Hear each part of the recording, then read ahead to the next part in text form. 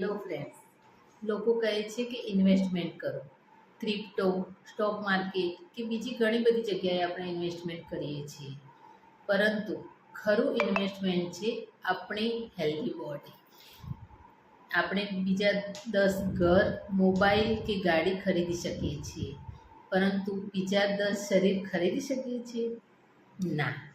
આ એક જ શરીર એવું છે કે જેમાં આપણે 80, 90 કે 100 વર્ષ સુધી રહેવાનું છે. આપણો બેસ્ટ રિટાયરમેન્ટ પ્લાન હોવો જોઈએ.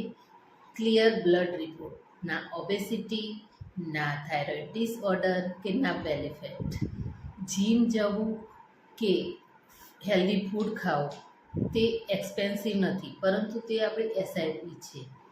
જો આપણું શરીર હેલ્ધી હશે તો 50-60ની ઉંમરે કદાચ બીજા લોકો દવાઓ ખાતા હશે અને આપણે લાઈફને એન્જોય કરતા હશું, મે બી પહાડ ચડતા હશું.